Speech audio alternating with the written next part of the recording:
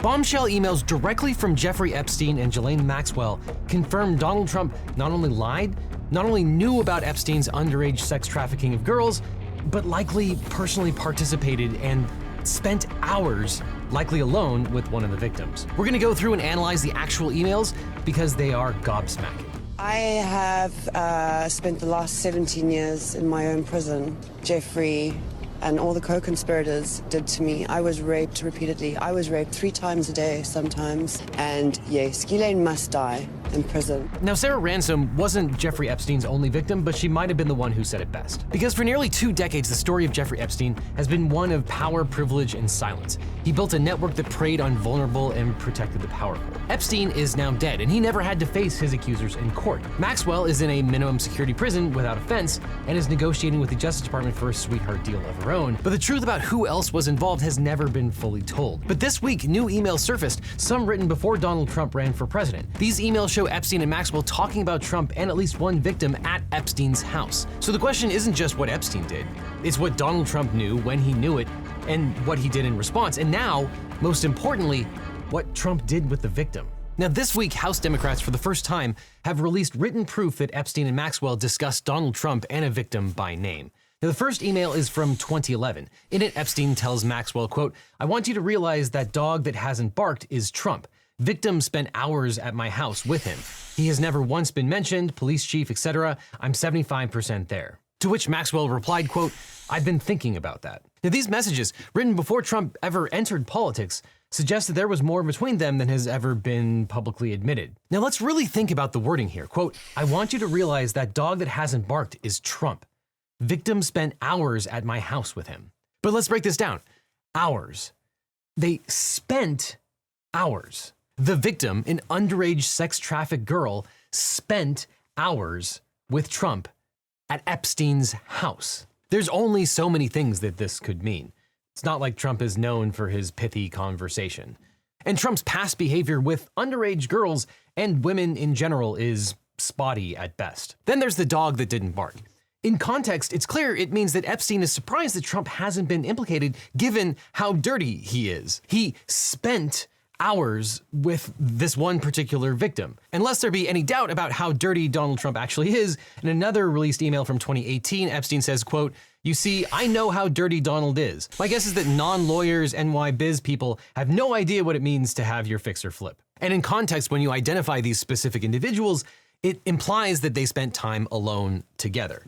Epstein could have said they met at a party. Instead, he says those 2 individuals are the ones that spent hours together. And further, it appears the police chief never asked specifically about Trump. But especially in context, the email confirms that Donald Trump was so intertwined with Epstein's dealings and spent so much time with one particular underage girl that it's remarkable, literally they are remarking about it, that it's weird that he hasn't been implicated. Now, all this talk of compromising emails reminds me that it's probably a good time to wipe all of your personal and private information off the internet.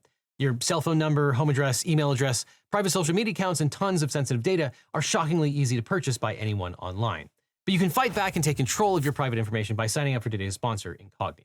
Because Incogni wipes your personal data from the internet by searching the internet, reaching out to data brokers and websites directly on your behalf, and forcing them to remove your private information. If they resist, Incogni will take care of that too, because Incogni fights back. But what makes Incogni truly powerful in taking back control of your privacy is the custom removals feature. It allows you to flag an unlimited number of sites where your data is exposed, and you can even have Incogni's privacy experts review and tackle the most uncooperative data brokers and people search sites. Now, I've been using Incogni for years now, and in time you can see I've been on hundreds of lists, some of which had a high sensitivity score, meaning the broker had tons of data on me. Luckily, Incogni has completed hundreds of takedowns for me in that time, and I could never do this myself, so thank you to Incogni for weeks worth of work and adding me to over 40 suppression lists. And Incogni will continue to conduct ongoing removals, because even if the broker removes your data once, they can always collect it and then publish it again. So if online privacy is important to you, give Incogni a try. If you scan the code on screen or click on the link in the description, you'll get 60% off their unlimited annual plan. Or try Incogni risk-free for 30 days, and if you decide you want to keep it, you'll still get the 60% off discount, so long as you use my code LegalEagle, all one word, at checkout. So sign up for Incogni, or I'll see you in court. Now, helpfully in this context, the Republicans released unredacted versions of this particular email, and that email revealed that the victim mentioned is Virginia, presumably Virginia Giuffre. And that makes perfect sense. At the time, 2010 to 2011, Epstein was settling many lawsuits with his victims. And this might be a reference to the fact that Trump hadn't been sued by any of those victims, but more likely it was a reference to the fact that Trump hadn't been mentioned in the first reporting on Virginia Giuffre's victimization by Prince Andrew. Giuffre's story was first published in March 2021 by The Mail on Sunday. That coverage first published the now infamous photo showing Prince Andrew with his arm around her at Maxwell's house in Belgravia, London. And soon after, Giuffre went public with allegations against Epstein and Prince Andrew, including a Vanity Fair expose in July of 2011. So you have the facts of what happened to Virginia Giuffre finally becoming public in March of 2011. Then, a few days later, Epstein, seemingly out of nowhere in an email with no subject line, says, quote, "I want you to realize that the dog that hasn't barked is Trump." In other words, crazy how this incredibly dirty guy, my best friend Donald Trump, isn't mentioned in the reporting. Because, you know, Virginia spent hours at my house with him. Now, others have speculated that this is a reference to Epstein thinking that Trump was a cooperating witness, and that's what Epstein was 75% there on. I think that's unlikely given the context of what was going on in the world. It's probably just that Giuffre's horrible experience was becoming public, and Epstein was just surprised that Trump wasn't mentioned in it, given his extensive involvement. And this fits with the fact that Giuffre herself never publicly accused Trump of illegality. Now, the police chief here likely refers to Palm Beach Chief of Police Michael Ryder, and as we have mentioned previously, we think that Ryder is, from the public record, one of the only good guys in the story. In 2005, after a parent reported that her 14-year-old daughter had been paid to give Epstein a massage, Ryder launched an investigation that uncovered dozens of victims and extensive evidence, including trash pulls, witness interviews, and surveillance. And then when the local state attorney Barry Kreischer appeared too lenient on Epstein, Ryder turned the case over to the FBI in 2006. But back to the emails, thinking like a litigator, the context is also damning. This email was written in 2011. It wasn't public spin and it wasn't written with politics in mind. This was a private conversation between Epstein and Maxwell years after Epstein got a sweetheart deal from prosecutors in Florida and years before Trump ran for president. Both of them thought that they were probably legally in the clear. And these are just two pals talking about criming in the privacy of their own emails and how their friend Donald Trump was involved. That also fits with past history. For example, in 2002, Trump said that his pal Epstein is, quote, "a lot of fun to be with. He likes beautiful women as much as I do, and many of them are on the younger side." But when he aspired to become the president, Trump kept claiming that he ended his friendship with Epstein, sometimes claiming because Epstein assaulted a girl at Mar-a-Lago, and most recently because Epstein stole a Mar-a-Lago employee for himself. But these newly released private emails and the story surrounding them tell a different story. To understand why all this matters, we have to go back to Palm Beach in the early 2000s, when Jeffrey Epstein first caught the attention of law enforcement.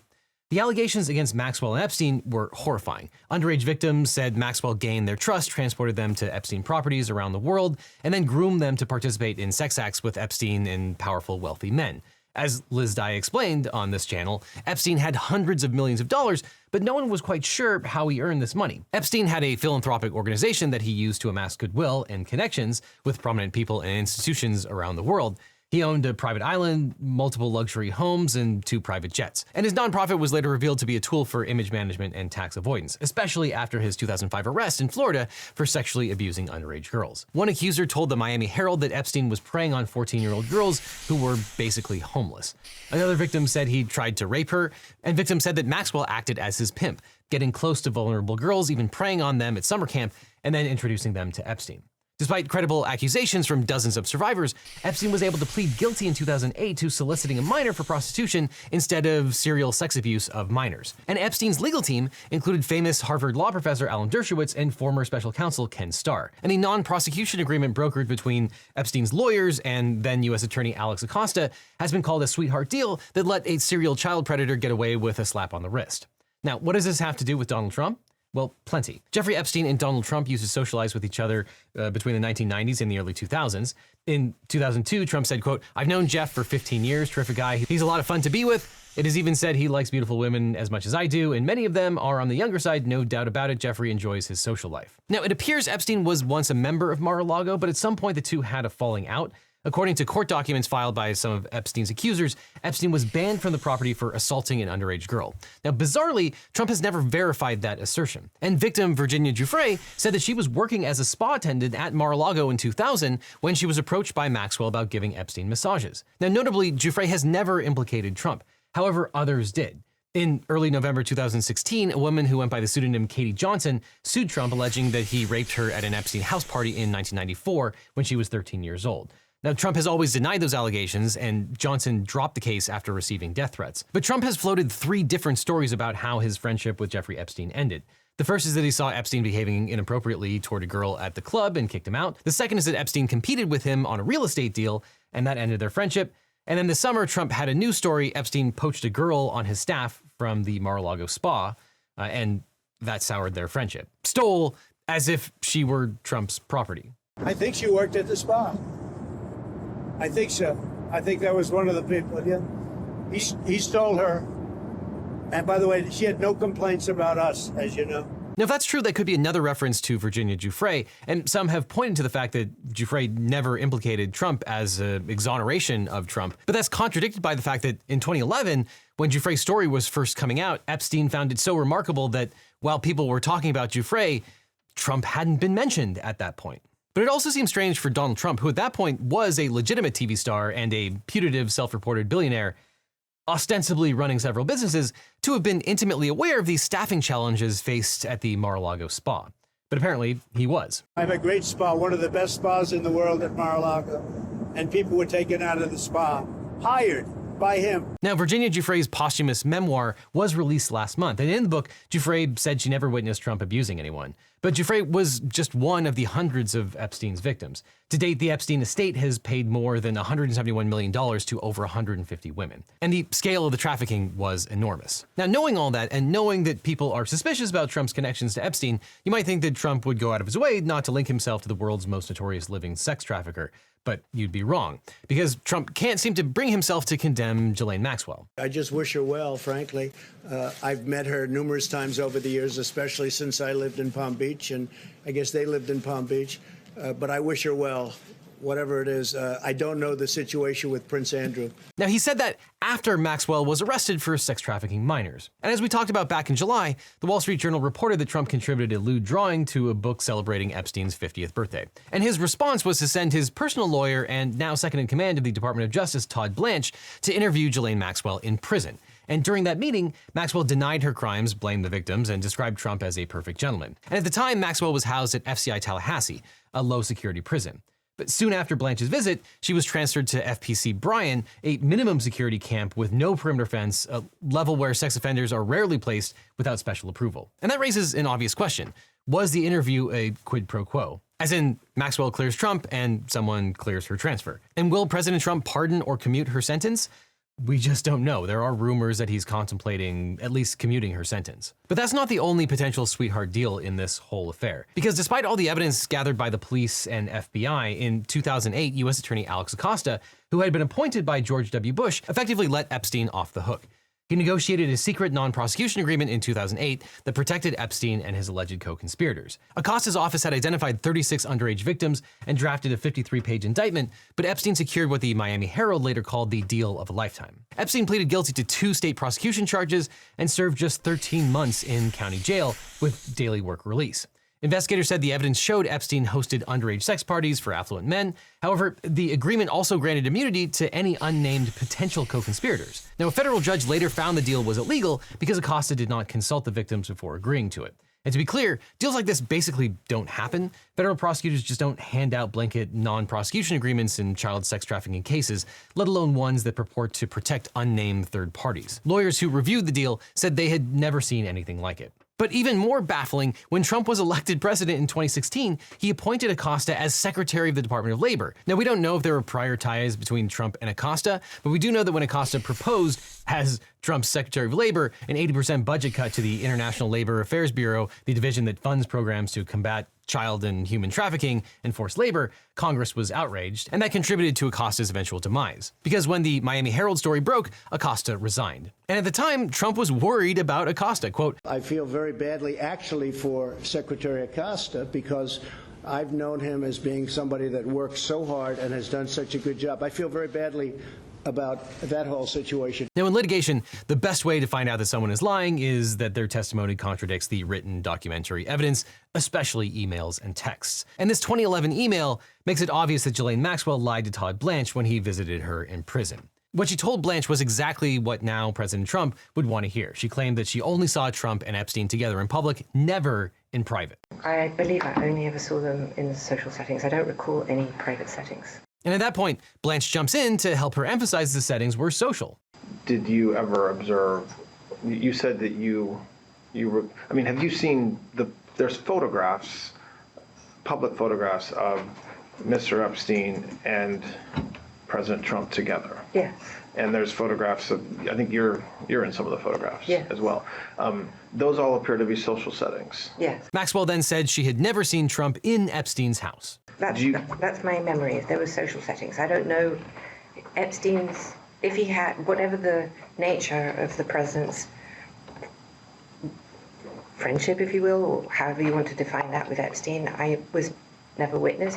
I think they were friendly, like people are in social settings. I don't think they were close friends, or I certainly never witnessed the president in any of, I don't recall ever seeing him in his house, for instance. In other words, Maxwell's story, concocted at a time when she had the absolute most to gain from telling Blanche exactly what he wanted to hear, is directly contradicted by Epstein himself in 2011. And we don't know if these emails were in the volumes of files that the DOJ turned up during its investigation of Maxwell and Epstein, but it underscores why it was so preposterous for Blanche to interview Maxwell to begin with. Apart from how blatantly corrupt the whole thing is, he didn't even have familiarity with a complete trial record. If a prosecutor or FBI agent who was involved in the prosecution had been in that interview, they might have been able to flag it as a lie. But it really seems like Blanche was not down there looking for inconsistencies. He was there to get his boss out of trouble. And of course, Maxwell also denied ever hearing Epstein say that Trump had done anything inappropriate. And did you ever hear Mr. Epstein or anybody say that President Trump had done anything inappropriate with masseuses or with anybody in your world? Absolutely never. In any context. And again, that is now rebutted by the 2011 email, which featured Epstein claiming that Trump participated in an act against a victim at his house. But wait, there's so much more. The other two emails that were in the first tranche of documents that were released included correspondence between Epstein and Trump presidential biographer Michael Wolff. This exchange began on December 15th, 2015, the night of a debate in the Republican presidential primary. And Wolff told Epstein that CNN was, quote, planning to ask Trump tonight about his relationship with you, either on air or in scrum afterwards. Epstein wrote back, if we were able to craft an answer for him, what do you think it should be? And Wolff, going way outside the bounds of ethical reporting, told him not to say anything, yet. Quote, I think you should let him hang himself. If he says he hasn't been on the plane or to the house, then that gives you a valuable PR and political currency that could be used to hang him later or save him generating a debt. So there you have an insinuation that Epstein was or was capable of blackmailing the 2016 Republican nominee for president. Though CNN never asked Trump a direct question about Epstein that night. House Democrats also released another email from January of 2019 when Trump was running for re-election. Epstein wrote, quote, victim, Mar-a-Lago, redacted. Trump said he asked me to resign, never a member ever. Of course, he knew about the girls as he asked Ghislaine to stop, which is another admission from Epstein that Trump, at the very least, knew about all of the sex trafficking and prostitution. Now, some will say this email exonerates Trump since Epstein explicitly says that Trump asked Ghislaine to stop, but it's also possible that the only reason Trump asked for things to stop, if indeed he did make that request, was because it became a political liability for him at that point. And then there's even more evidence of shoddy reporting. You might recall reporter Landon Thomas Jr., who wrote the 2002 New York Magazine article where Trump praised Epstein. Well, we now have some of the emails between Landon and Epstein. These emails were exchanged 13 years after Landon Thomas Jr. broke the story. It was 2015, Trump was running for office for the first time. And in 2015, Landon wrote to tell Epstein that people were now asking him for juicy details about Trump. To which Epstein responded, quote, would you like photos of Donald and girls in bikinis in my kitchen? And when Landon said yes, Epstein sent back the name of a Hawaiian tropic girl and 2 other items which have been redacted. Landon then asked Epstein why he didn't put this information out there for the good of the country, and Epstein replied with a link to an article, and he said, quote, my 20-year-old girlfriend in '93 that after 2 years I gave to Donald. And Epstein goes on to say, read my airplane logs in Hawaiian tropic contest.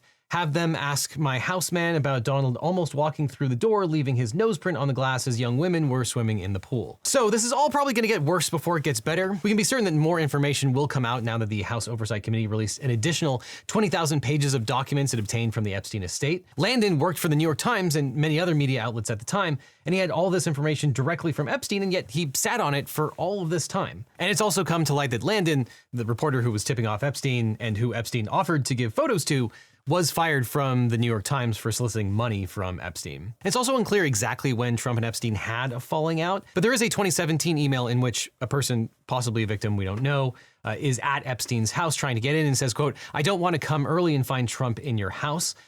Now, I don't want to read too much into that. That's 2017, after Trump is already president.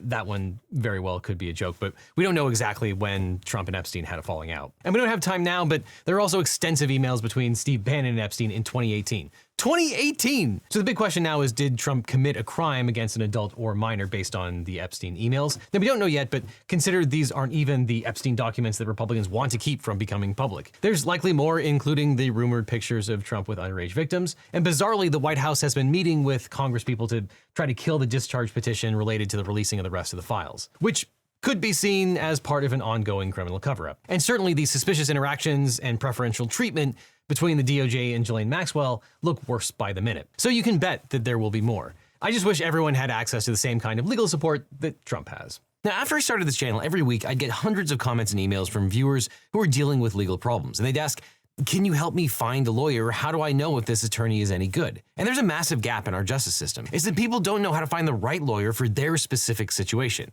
They're scared, they're overwhelmed, and they end up doing nothing or hiring the first attorney who calls them back. And that really bothered me. So I started to wonder, what if there was a different way? What if we could build a law firm that actually lived up to the values that I talk about on this channel? Transparency, accessibility, and putting clients first instead of chasing billable hours. A firm where you don't need to pay anything up front, and your lawyers only get paid if you do, to maximize your opportunity for justice. So a few years ago, I decided to fix that problem.